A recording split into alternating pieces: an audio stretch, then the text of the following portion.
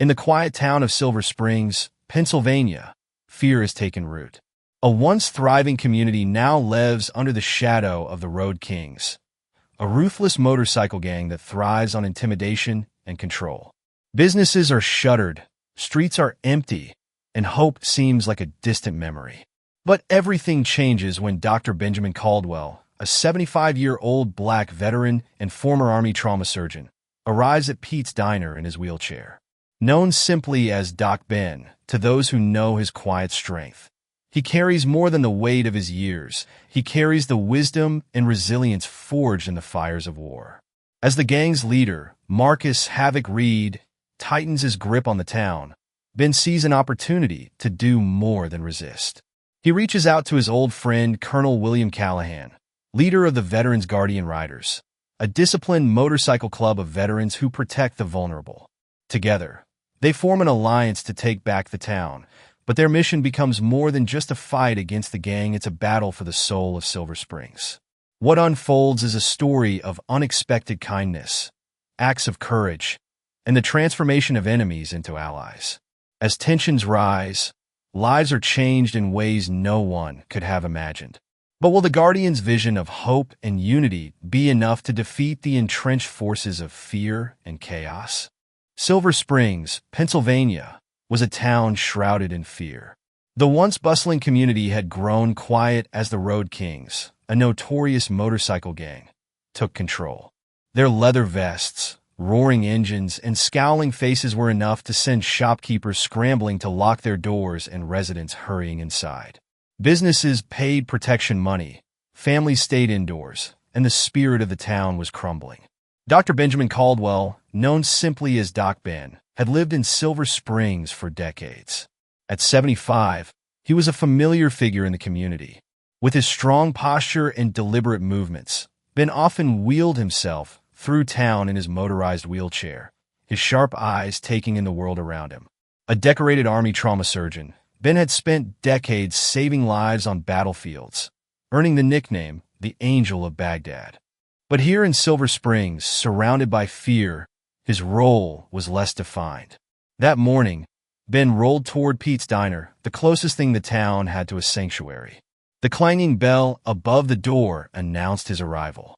Inside, the air was thick with unease, customers speaking in hushed tones. Diana Reyes, the diner's owner, greeted him with a warm smile, her apron smeared with flour. "Morning, Doc," she said, pouring his coffee before he even had to ask. "Morning, Diana," he replied, his voice steady. "How are things today?" Diana hesitated, glancing toward the window.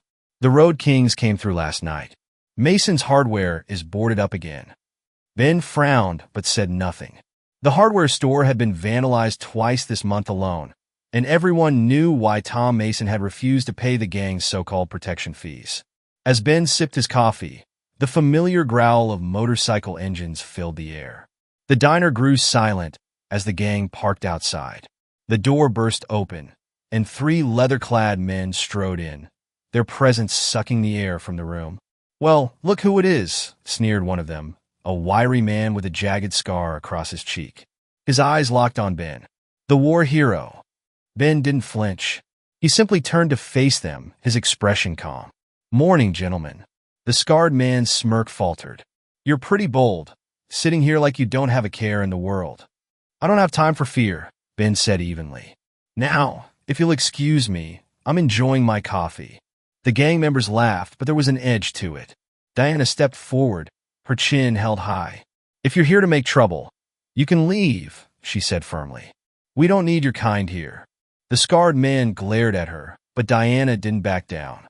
"I said leave," she repeated, her voice unwavering. For a moment, the tension in the room was suffocating. Then, with a scoff, the men turned and left, slamming the door behind them. Ben looked at Diana, admiration in his eyes. "That was brave."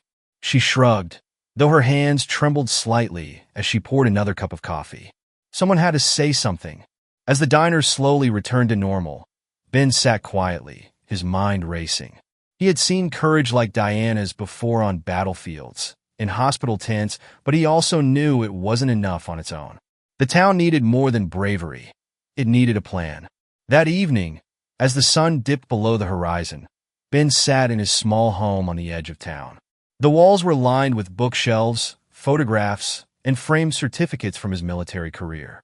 His wheelchair sat parked near a desk cluttered with papers and an old rotary phone.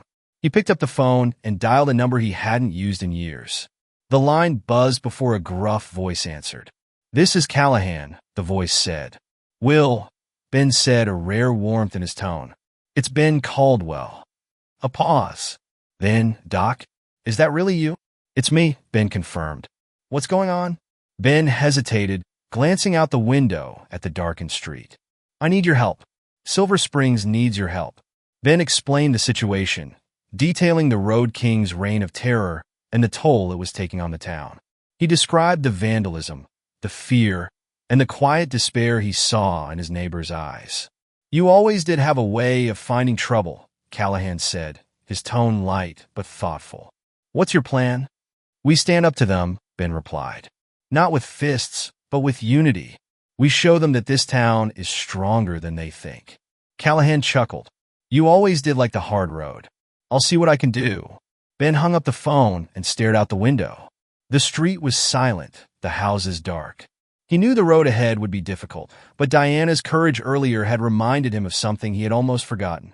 Kindness, even in small doses, had the power to change everything. As he prepared for bed, Ben looked at the photograph of his old unit on the nightstand. The faces stared back at him, young and determined. "One more mission," he murmured to himself. Outside, the town remained quiet, but a spark had been lit, and Ben Caldwell was determined to see it grow into a flame. The morning in Silver Springs began, as it often did, with a heavy, uneasy stillness hanging over the town.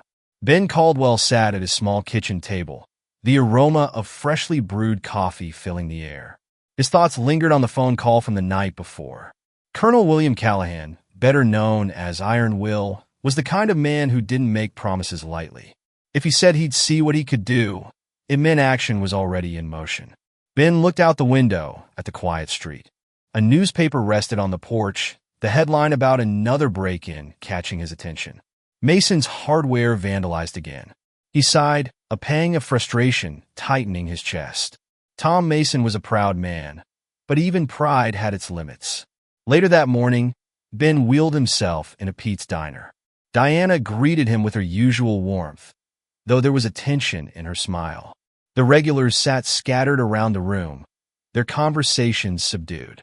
"Doc, good to see you," Diana said, pouring him a cup of coffee.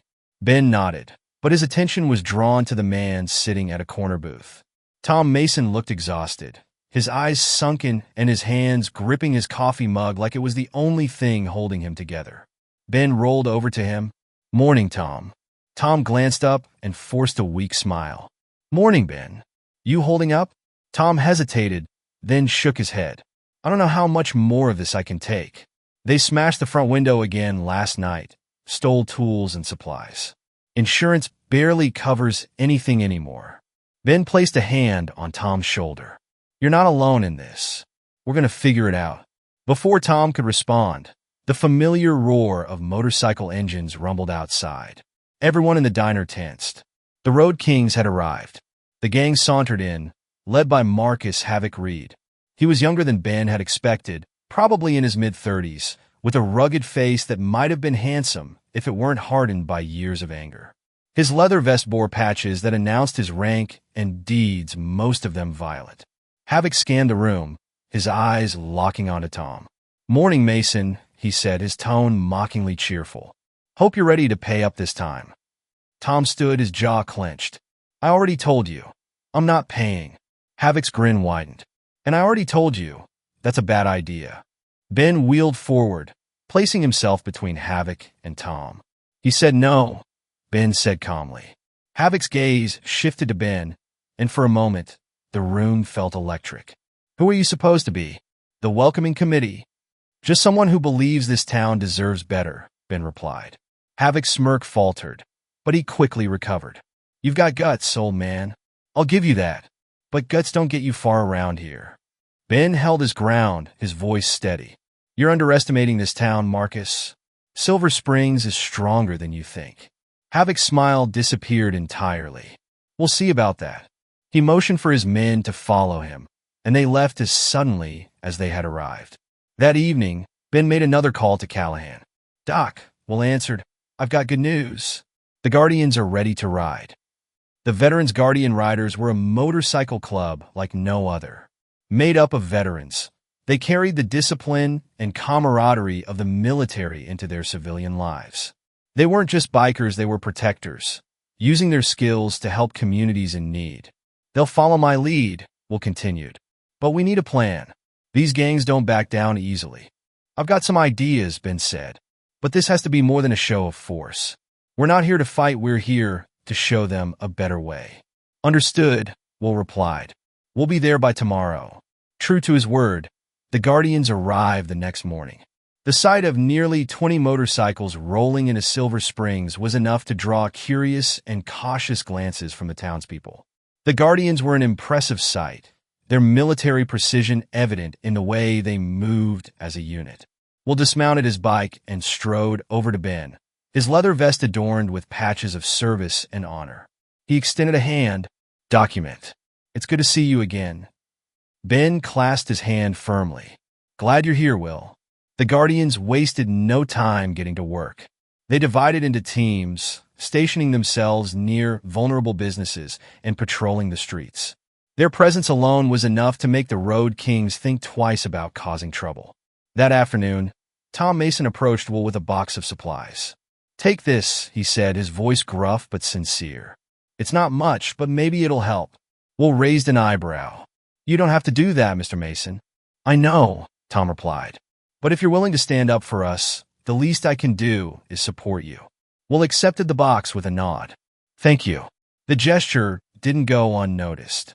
By the end of the day, more townspeople had stepped forward, offering food, materials, and whatever else they could spare. For the first time in months, Silver Springs felt like a community again. Meanwhile, Ben had an unexpected visitor at the VA Center. Joey Parker, one of the younger members of the Road Kings.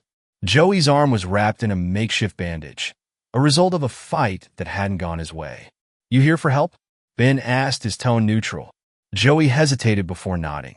Ben motioned for him to sit. As he carefully cleaned and dressed the wound, he spoke softly. "You don't have to stay with them, you know?" Joey glanced away. "It's not that simple." "It never is," Ben said. "But you've got choices. More than you think."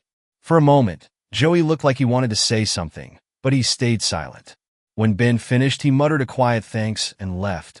As Ben watched him go, he felt a flicker of hope. Joey's doubt was a crack in the Road King's armor, one that might grow with time. By nightfall, the town felt different. The Guardians' presence had brought a sense of safety, and the townspeople were beginning to find their voices again. Ben sat on his porch, the cool night air brushing against his face. He knew the battle was far from over, but for the first time, it felt like Silver Springs had a fighting chance. The morning sun bathed Silver Springs in a light that seemed to reflect a new sense of purpose. For months, the town had been gripped by fear, but the arrival of the Veterans Guardian Riders had shifted the tide. Their disciplined presence was a reminder that resilience and unity could stand against even the darkest threats. Dr. Ben Caldwell wheeled himself onto the sidewalk outside Pete's Diner, watching as the Guardians conducted their morning patrol. The growl of motorcycles was no longer a sound of intimidation, but one of reassurance. Diana Reyes stepped outside, wiping her hands on her apron. "You see how the Mason boys are fixing the pharmacy windows this morning? They even smiled at me when I brought them lemonade. It's been a while since anyone around here felt like smiling." Ben nodded, his lips curving into a faint smile. "It's a start." Inside the diner, the mood was lighter. The regulars spoke in louder voices, the oppressive silence of the past months lifting. Tom Mason sat at a booth, his demeanor more relaxed than Ben had seen in weeks. "You seen Joey Parker around?" Tom asked as Ben rolled up to join him. Ben nodded. "He stopped by the VA last night. Needed help with a wound. I patched him up." Tom frowned. "You think he's turning on the Road Kings?" "I think he's questioning his place," Ben replied. "That's the first step." Before Tom could respond, the door jingled, and a Guardian entered. It was Colonel Will Callahan, his tall frame and commanding presence filling the room. "Morning, Doc," Will said, pulling up a chair. "We've got our patrols set for the day. Your town's starting to look like it's got some fight left in it." "Good," Ben said, "because we're going to need it." The first test came that afternoon. Havoc and a group of road kings cruised into town, their roaring engines shattering the calm. The gang members stopped in front of Mason's Hardware, staring down the Guardian station nearby. "What's this?" Havoc sneered, dismounting his bike. "You brought an army, old man." Ben, watching from across the street, wheeled himself forward to face Havoc. "Not an army," Ben said. "Just neighbors looking out for each other." Havoc smirked, but there was an edge of unease in his eyes. "You think this changed anything? We own this town." "You don't own anything, Marcus," Ben replied calmly. "And the people here are starting to remember that." Havoc stepped closer, his voice dropping. "Careful, document. I'm not as forgiving as some of your war buddies." Ben held his ground, meeting Havoc's gaze with unflinching resolve. "Neither am I." As Havoc and his gang roared away, Ben turned back to find the Guardians and townspeople watching him. His calm authority had become a quiet anchor for the community. Tom approached, a box of supplies in his hands. "I've been thinking, if those Guardians need anything, tools, nails, lumber, it's on the house." Ben placed a hand on Tom's shoulder. "That's kind of you, Tom. They'll appreciate it." Tom hesitated, then added, "It's more than kindness. It's time I started giving back, too." Later that day, Ben found himself back at the VA Center. Sarah Chun, a former intelligence officer who ran the local support group for veterans, greeted him with a warm smile. "Got something for you," she said, handing him a small box. Inside was a set of surveillance cameras. "State of the art," Sarah explained. "Might help the Guardians keep an eye on things." Ben chuckled.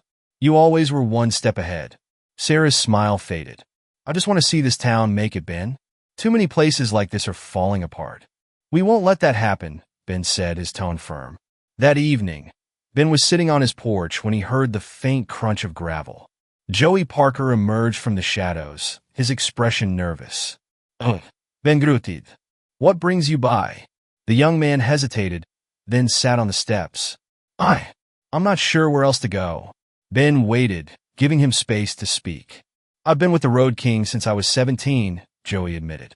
"Havoc said we'd be like family. But this isn't family. You're starting to see the truth," Ben said gently. "That's good." Joey looked at him, his voice trembling. "What if I can't leave? He'll come after me." Ben leaned forward. "You don't have to do it alone. We'll help you." Joey stared at the ground, then gave a small nod. "I don't want to hurt people anymore. I want out." The next morning, we'll call a meeting at the diner. Guardians and townspeople gathered, their energy focused and determined. "We've got intel that the Road Kings are planning to hit a few spots tonight," Will said. "They want to send a message." Ben spoke up. "We need to be ready, but this isn't about violence. We stand our ground and protect what matters. No more, no less." Tom raised his hand. "What if we're not enough?" Ben met his gaze. "We are, because we're standing together." As the day wore on, the Guardians positioned themselves strategically around the town. Surveillance cameras were installed, giving them an edge in spotting suspicious activity. The townspeople chipped in, helping reinforce vulnerable businesses. Joey, now working quietly with the Guardians, shared insights into Havoc's plans. His courage in stepping forward was met with unexpected kindness from Tom, who offered him a temporary job at the hardware store. "You're better than they made you think you were," Tom told him. For the first time, Joey looked like he believed it. By nightfall, Silver Springs felt like a fortress, not one built of walls and weapons, but of people united in purpose. Ben sat outside the diner, watching the preparations. "This is just the beginning," Will said, joining him. Ben nodded. "Good. Because we're ready."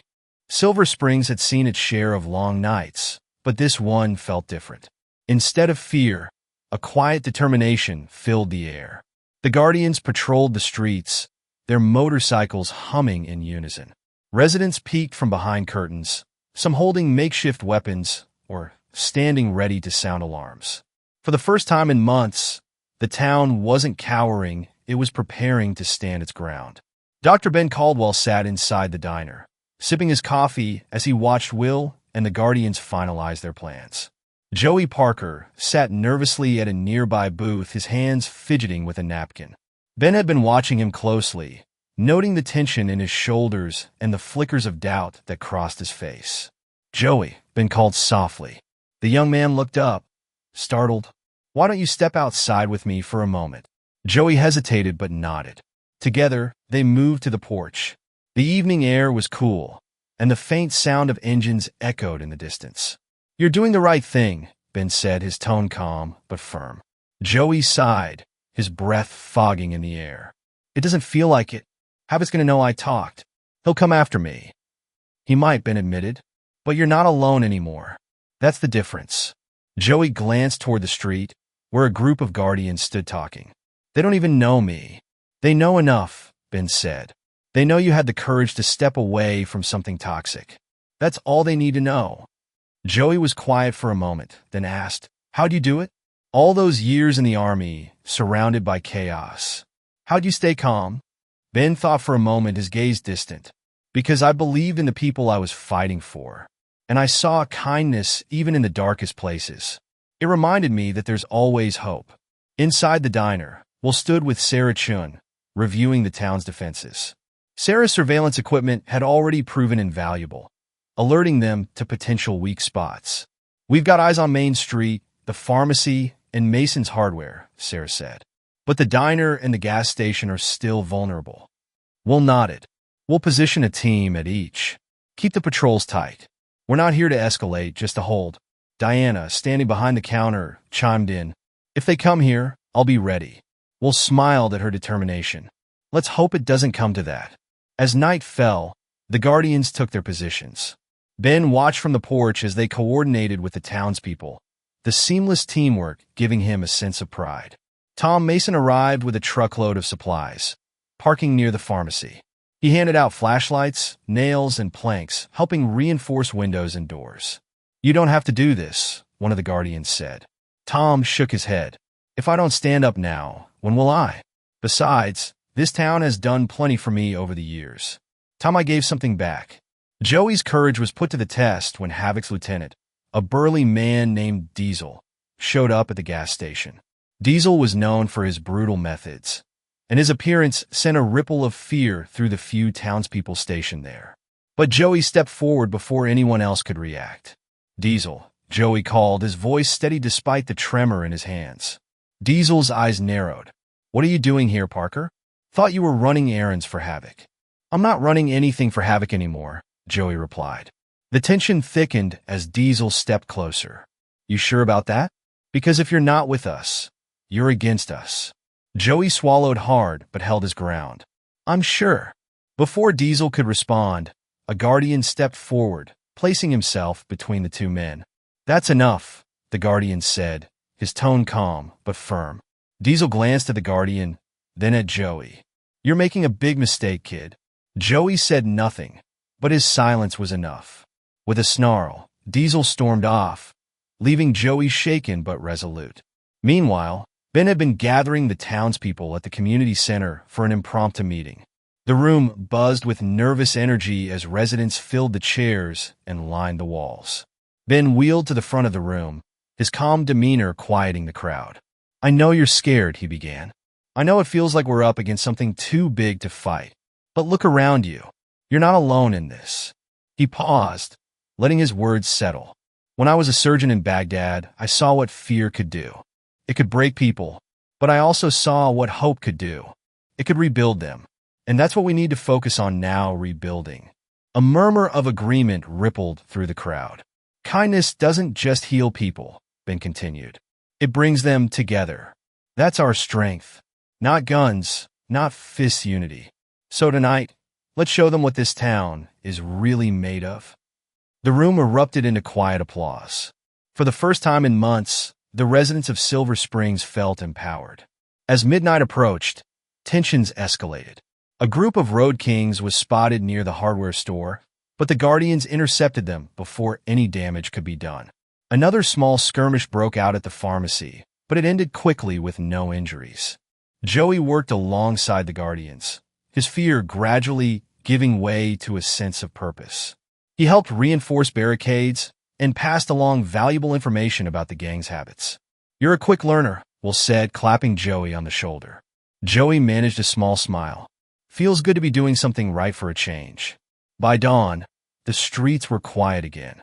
The Road Kings had tested the town, but found no weak points. The Guardians' presence, combined with the growing resolve of the townspeople, had sent a clear message. Silver Springs was no longer a town ruled by fear. Ben sat on the diner porch, watching the sunrise. Diana brought him a fresh cup of coffee, her expression lighter than it had been in weeks. "You did it," she said softly. Ben shook his head. "We did it, and we're just getting started." The sunrise brought an eerie calm to Silver Springs, but Dr. Ben Caldwell knew it was only the eye of the storm. Havoc and the Road Kings wouldn't let the night's stalemate go unanswered. Their dominance had been tested, and if there was one thing Havoc couldn't tolerate, it was losing control. Ben sipped his coffee on the diner porch, his eyes scanning the quiet streets. The Guardians were still patrolling, their presence reassuring. Yet Ben could feel the tension building, like a storm cloud ready to burst. Will Callahan joined him, leaning against the porch railing. "The Kings are quiet this morning," Will remarked, his tone guarded. "Too quiet," Ben replied. "Havoc's pride won't let him back down. He's planning something bigger." Will nodded grimly. "We'll be ready." Later that morning, the town's nerves were tested when an explosion shattered the calm. It wasn't a massive blast, but the sound was enough to send people rushing into the streets.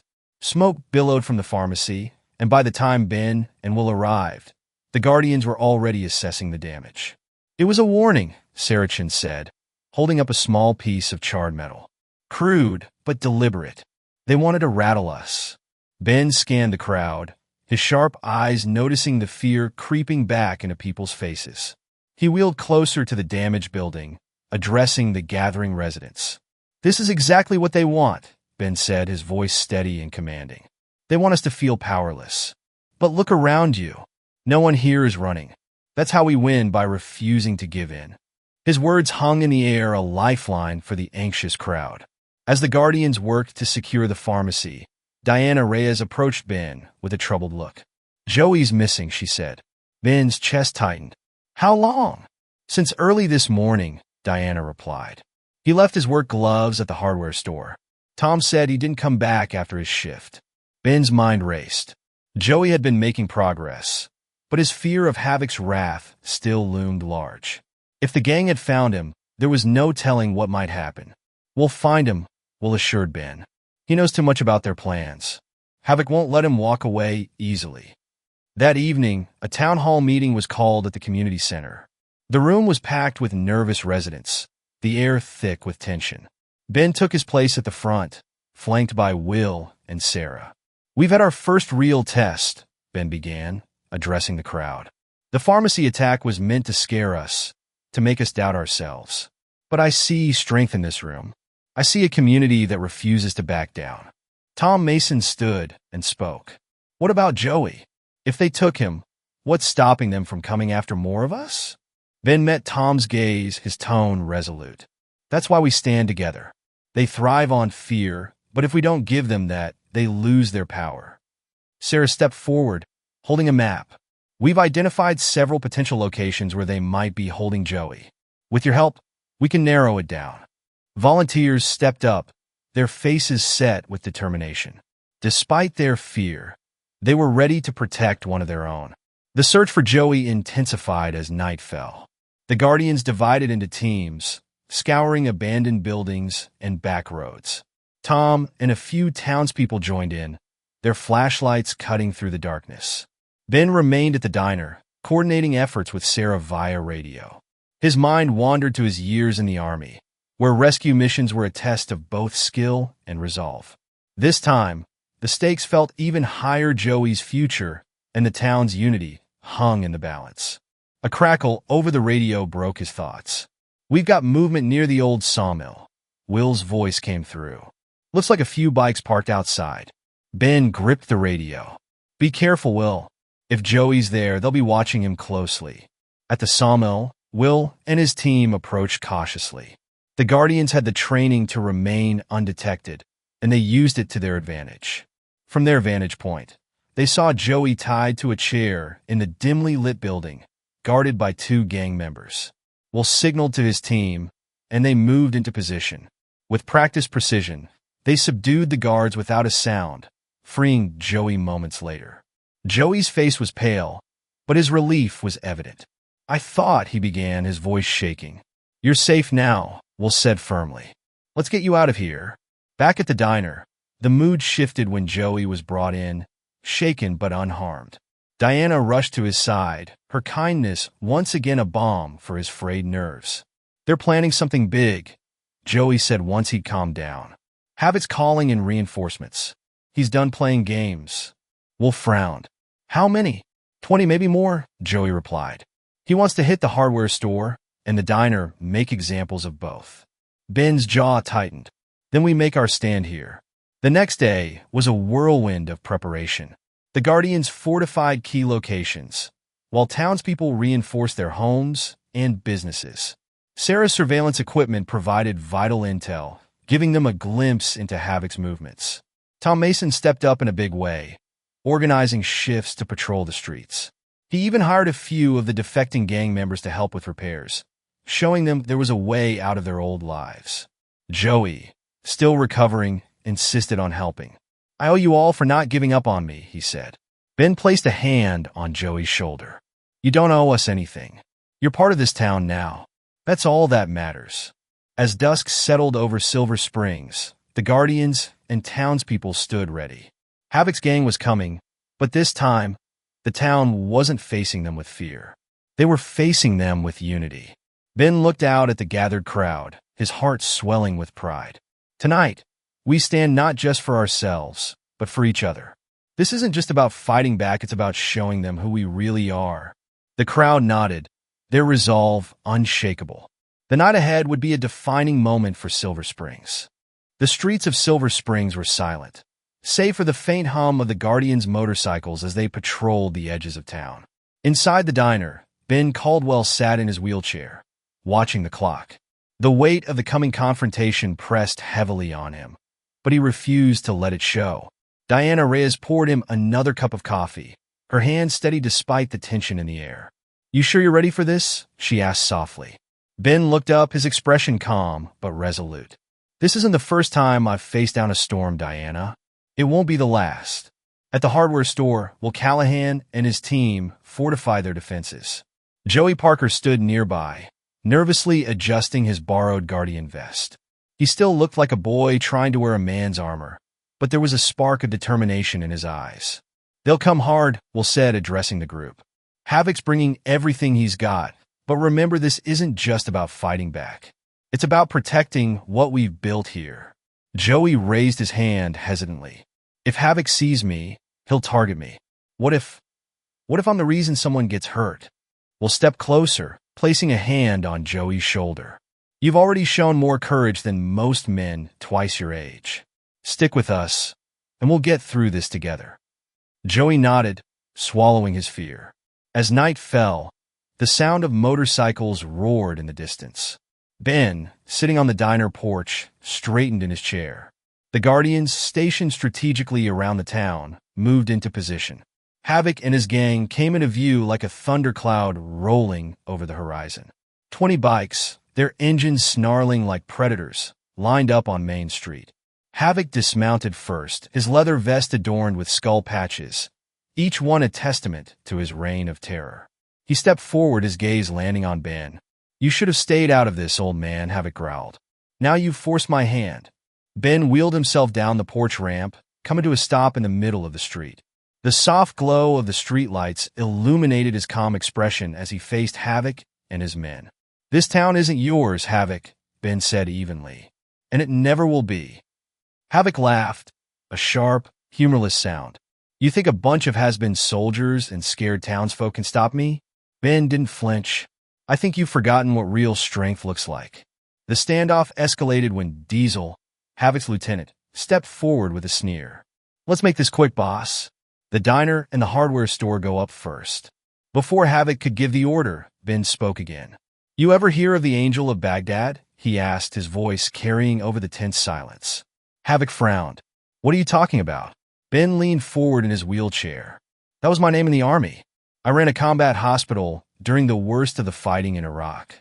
Hundreds of wounded came through my doors, and I refused to let them die, not even when we were surrounded. Not even when the bombs fell. The gang members exchanged uneasy glances. Havoc crossed his arms, trying to maintain his composure. You think some old war story scares me? Havoc snapped. It should, Ben said, his voice hardening. Because I've faced men far more dangerous than you, and I'm still standing. The tension broke when Joey stepped forward, surprising everyone. Boss, he said, his voice trembling but loud enough to be heard. He's right. This isn't strength. This is just fear wearing a leather vest. Havoc turned on Joey, his eyes blazing. You dare talk to me like that? Joey stood his ground, his fists clenched at his sides. I dare because I've seen what real strength looks like. It's not threatening people who can't fight back. It's standing up for something bigger than yourself. For a moment, silence hung in the air. Then Havoc lunged for Joey, but before he could reach him, Ben raised his voice. Stop! Havoc froze, turning back to Ben. I know what you're feeling, Ben said, his tone softening. The anger, the guilt, it eats you alive, doesn't it? Havoc's jaw tightened, but he didn't respond. Ben pressed on. I've seen men like you before, Marcus. Soldiers who couldn't leave the battlefield behind. They thought strength came from fear, but it only made them weaker. It wasn't until they let go of that anger that they found peace. Havoc's men shifted uneasily, the cracks in their leader's facade becoming more visible. You think I'm weak? Havoc demanded. I think you're afraid, Ben replied. Afraid that if you let go of this, you'll have nothing left. But you're wrong. You have a choice right here, right now, to be more than this. Diesel, standing nearby, suddenly spoke up. Boss, maybe he's right. Maybe it's time we stopped. Havoc whipped around, his fury exploding. You're just like him. Weak. Traitors, all of you. The Guardians took a step forward, ready to intervene, but Ben held up a hand. Havoc, Ben said firmly. This ends tonight. Either you walk away and start over, or you go down this path and lose everything. Havoc looked around, his chest heaving with rage.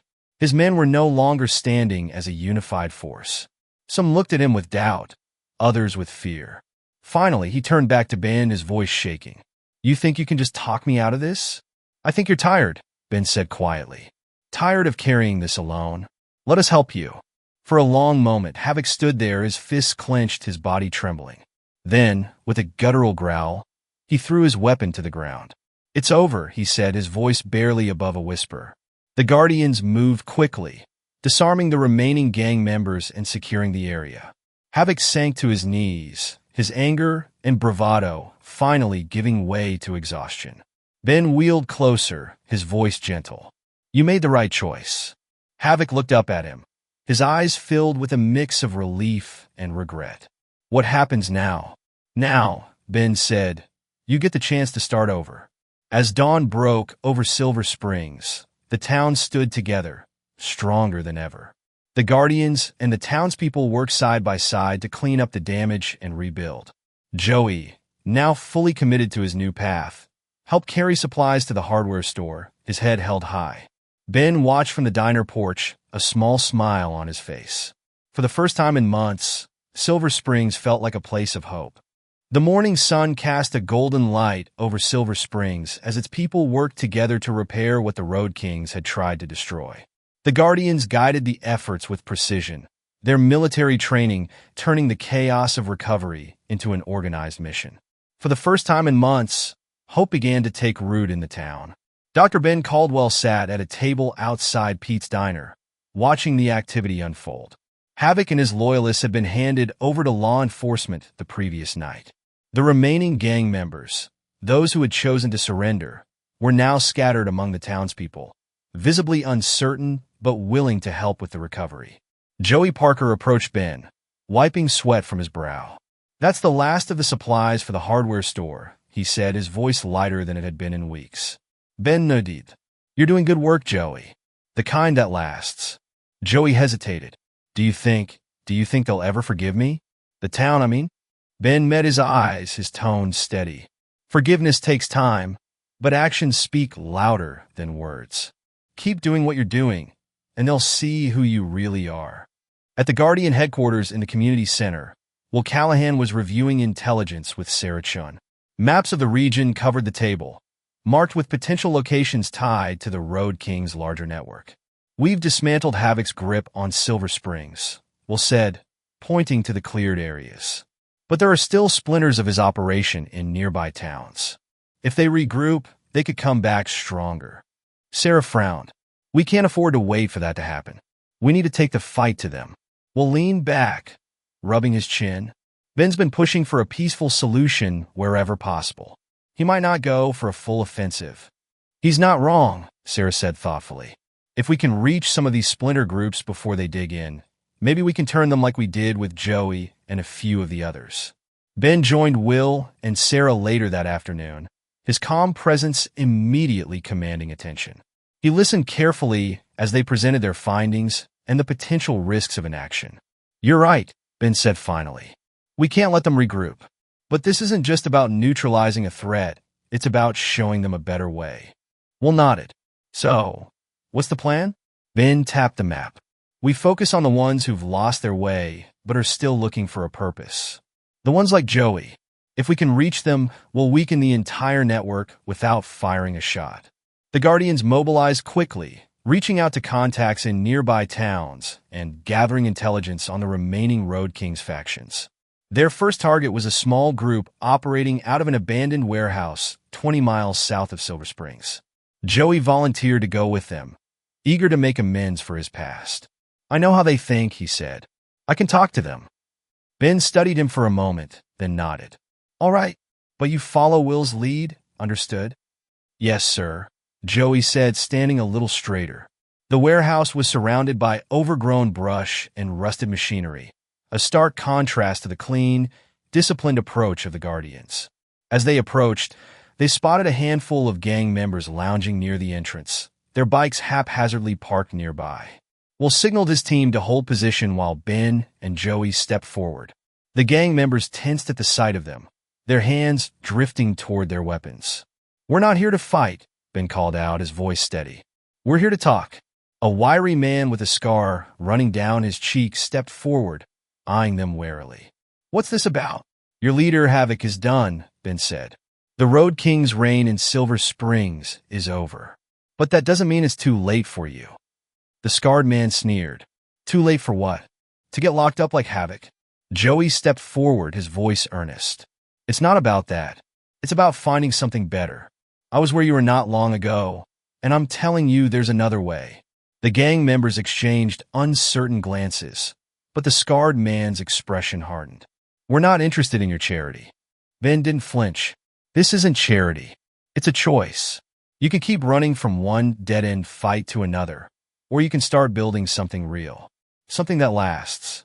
The encounter ended without violence, but the group wasn't ready to break away from their old ways. As the Guardians left the warehouse, Joey looked discouraged. I thought we were getting through to them, he said. Change takes time, Ben replied. Sometimes all you can do is plant the seed. Back in Silver Springs, the atmosphere continued to shift. Tom Mason hired more former gang members to work at his hardware store, showing them the value of honest labor. Diana Reyes expanded her diner's hours, offering free meals to those in need. Unexpected kindness became the foundation of the town's transformation. A young single mother, once too scared to walk the streets at night, began volunteering at the community center. An elderly couple who had been victims of vandalism donated supplies to help rebuild. The momentum was undeniable. The town wasn't just surviving, it was thriving.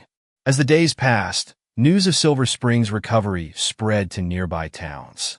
More Guardians arrived, inspired by the stories of redemption and unity. Former Road King's members from other factions began reaching out, seeking guidance on how to leave the life behind. Joey became a key figure in these efforts, his journey resonating with those who had once been in his shoes. He spoke openly about his doubts, his fears, and the kindness that had shown him a way out. You're not alone, he told a group of defectors one evening. I know what it feels like to think there's no way out. But there is. You just have to take the first step. One night, as Ben sat on the diner porch, watching the town settle into a peaceful rhythm, Will joined him with a cup of coffee. "You've done something incredible here," Will said. Ben shook his head. "We've done it together. This town, the Guardians, even Joey, it's all of us." Will raised his cup in a toast. To Silver Springs, and to proving that real strength comes from standing together. Ben smiled, the weight of the past weeks momentarily lifting. The tide had turned, and while the road ahead would still have challenges, the town had shown it was ready to face them united and unafraid. Silver Springs was no longer a town paralyzed by fear. The Guardians and townspeople had come together to rebuild what the Road Kings had tried to destroy. But even as hope grew stronger, a sense of unease lingered. Havoc's loyalists might have been neutralized, but the remnants of the gang still posed a threat, scattered across neighboring towns and searching for ways to retaliate. In the quiet dawn, Dr. Ben Caldwell wheeled himself to the edge of the diner's porch, looking down Main Street. Repairs were underway, with volunteers painting storefronts and replacing shattered windows. It was progress, but Ben knew the road to full recovery was far from over. Diana Reyes joined him, handing him a steaming cup of coffee. "What's on your mind, Doc?" she asked, her voice gentle. Ben took a sip, his eyes distant. "The town's come a long way, but we're not in the clear yet. There's still a storm brewing out there." Diana sat beside him, her tone resolute.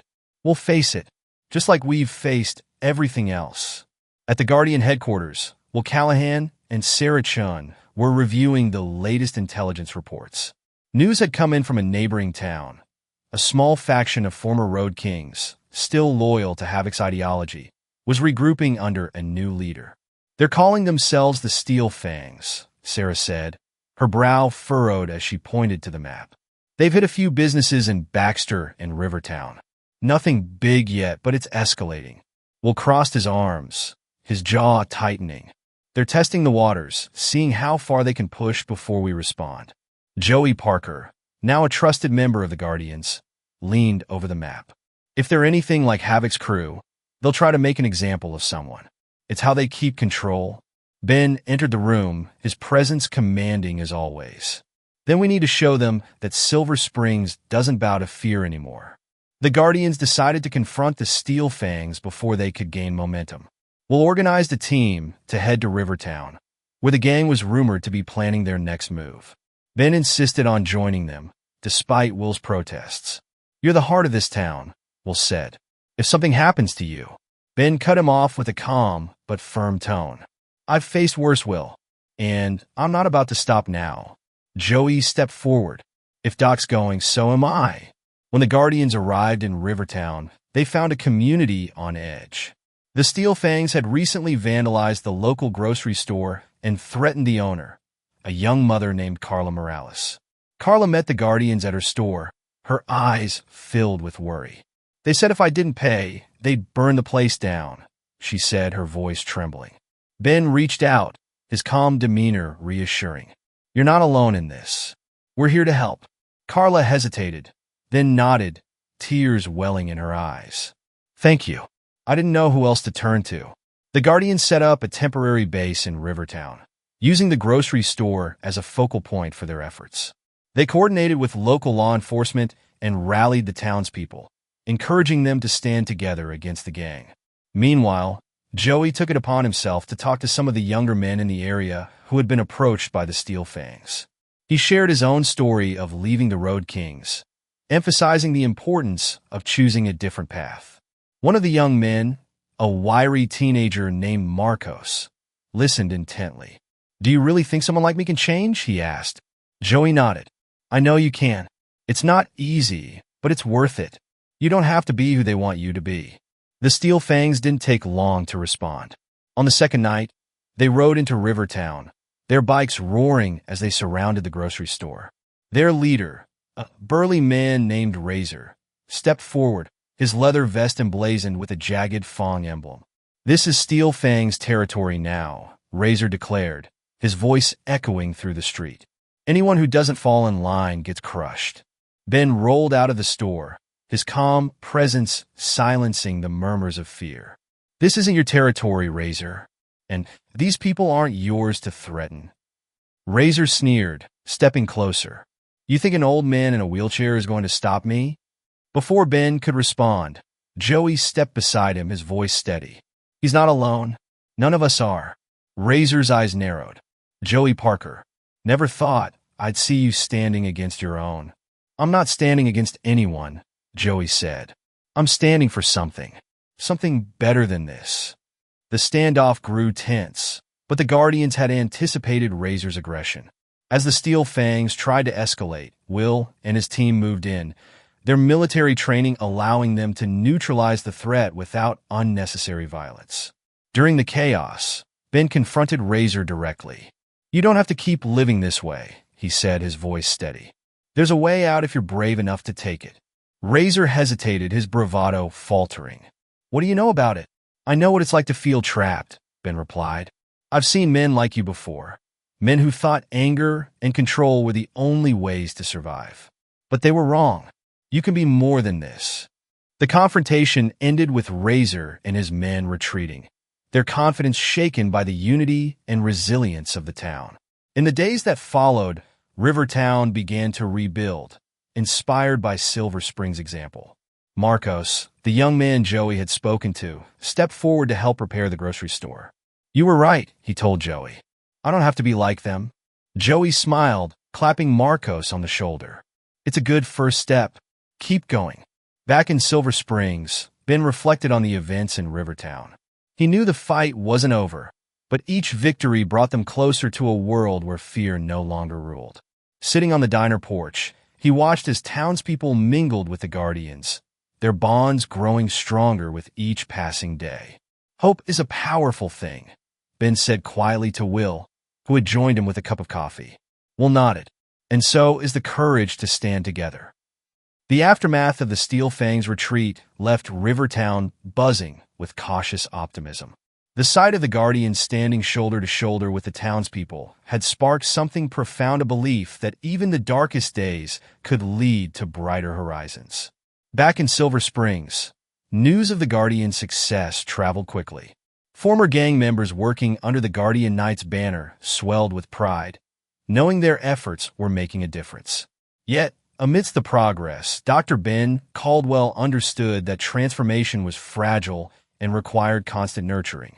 Ben wheeled through Main Street, noting the small but meaningful changes in the community. The hardware store had a new coat of paint. The diner had extended its seating to accommodate more customers, many of them former Road Kings and new Guardian recruits. Children laughed as they played in the newly repaired park, a stark contrast to the fear that once gripped the town. Joey Parker worked alongside Tom Mason at the hardware store, loading supplies for a new project at the community center. Seeing the younger man's dedication filled Ben with pride. Joey had grown from a hesitant defector into a true leader, someone others could look to for inspiration. "Hey, Doc," Joey called, spotting Ben near the curb. "We're rebuilding the basketball court next week. Think you'll come by for the opening game?" Ben smiled. "I wouldn't miss it for the world." Later that evening, Ben joined Will Callahan and Sarah Chun at the Guardian headquarters. Reports from Rivertown continued to pour in, detailing the ripple effects of their intervention. Marcos, the young man Joey had mentored, had organized a community cleanup, drawing dozens of volunteers. "They're following the Silver Springs model," Sarah said, her tone a mix of pride and relief. "It's working." Will leaned over the table, studying a map marked with red and green pins. "It's spreading faster than we expected. Rivertown, Carson City, even small pockets in Mill Creek, they're all asking for Guardian support." Ben nodded thoughtfully. "People are hungry for change, for something better than fear and violence. We have to keep showing them what's possible." The next challenge came sooner than expected. A splitter group of Steel Fangs, led by one of Razor's lieutenants, had resurfaced in a nearby industrial area. Their tactics were less organized but no less dangerous, targeting supply routes to Silver Springs and Rivertown. Joey stepped forward during the briefing. "Let me go. I know how these guys operate. I can reach them before they do any more damage." Will hesitated, his protective instincts flaring. "This isn't like before, Joey. These guys are desperate." They've got nothing to lose. Which is why they might listen, Joey countered. They need someone to show them there's another way. Ben studied Joey for a moment, then nodded. You've earned the chance, but you won't go alone. The team arrived at the industrial site under cover of dusk. The Steel Fangs had fortified an old warehouse, their presence marked by scattered bikes and the glow of a makeshift fire pit. Joey approached first, his hands raised to show he wasn't a threat. A man with a jagged scar over his eyebrow stepped forward, his hand resting on a holstered weapon. Parker, he sneered. Didn't think we'd see you again. Joey kept his voice calm. I didn't come to fight, Jack. I came to talk. Jack scoffed. Talk about what? How you turned soft. How you're playing house with those Guardian wannabes? Joey took a step closer, ignoring the taunts. About how there's a better way. Look around, Jack. What do you really have here? A few bikes, a pile of scrap, and a bunch of guys who don't trust each other. The conversation was tense, but Joey's sincerity began to chip away at Jack's bravado. Meanwhile, Ben and Will monitored the exchange from a safe distance, ready to intervene if necessary. You don't get it, Parker, Jack said, his voice faltering. This is all we know. It's all we've got. It's not all you've got, Joey replied. You've got a choice. Just like I did, you can keep living like this, waiting for it all to fall apart, or you can start building something real. Jack's men shifted uneasily, the weight of Joey's words sinking in. One of them, a wiry figure named Nate, spoke up. What's the catch? No catch, Joey said. Just a chance to start over. To be part of something better. Back in Silver Springs, the Guardians prepared to receive the defectors. Tom Mason and Diana Reyes worked tirelessly to set up temporary accommodations, while Sarah coordinated with local businesses to provide supplies and job opportunities. When Joey and the others arrived, they were met not with suspicion, but with cautious kindness. Tom extended his hand to Jack, who hesitated before shaking it. Welcome to Silver Springs, Tom said. Let's get to work. The transformation of the former Steel Fangs was slow but steady.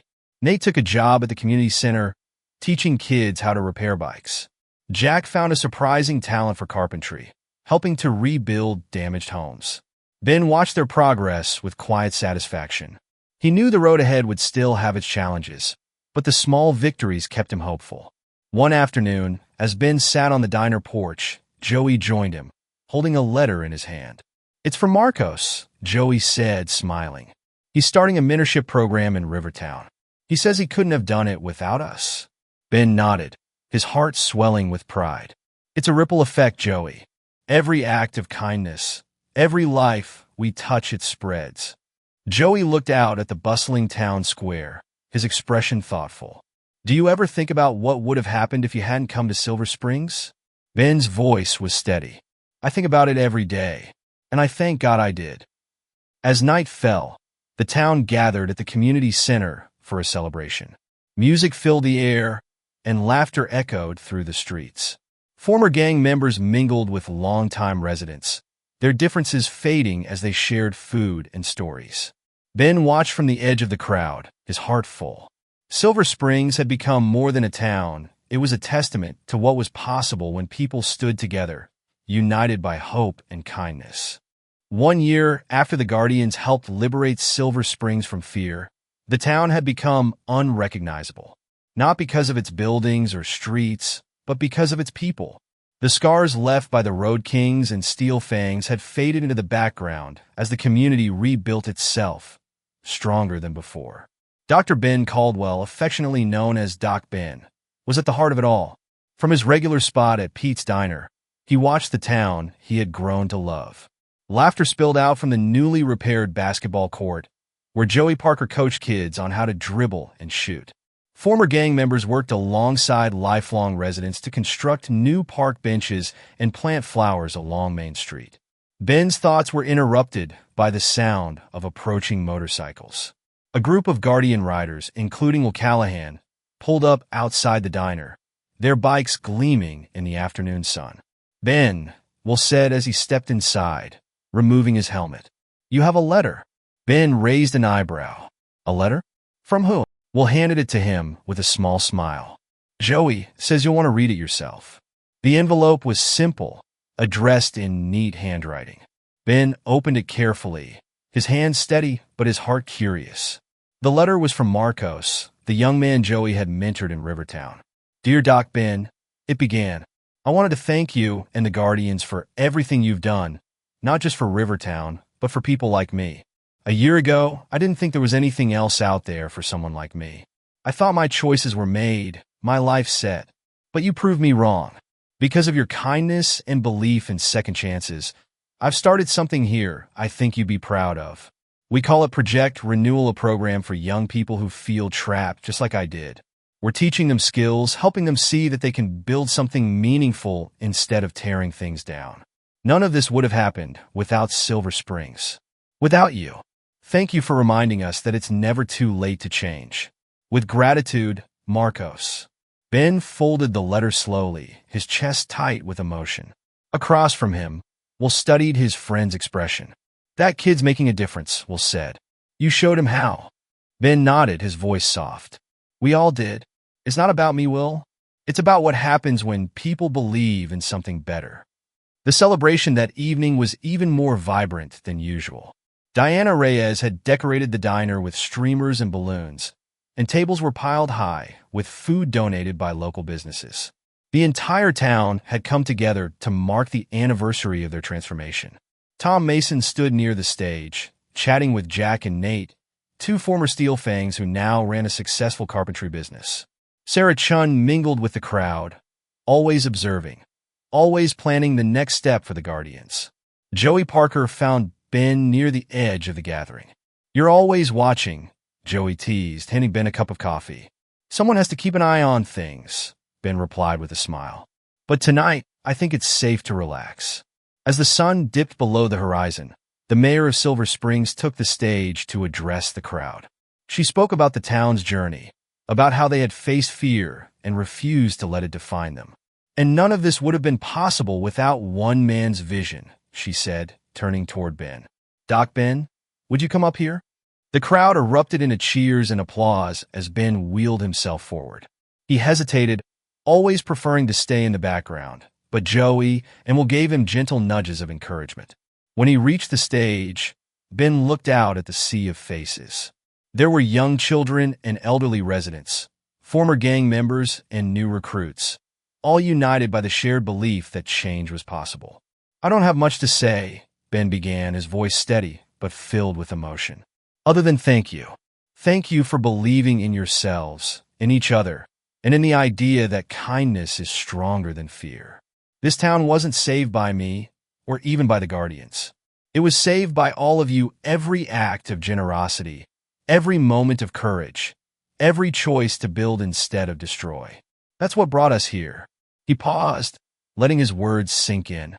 "And now, it's our job to take what we've built here and share it with the world. Because there are still people out there who need hope, and we've shown them it's possible."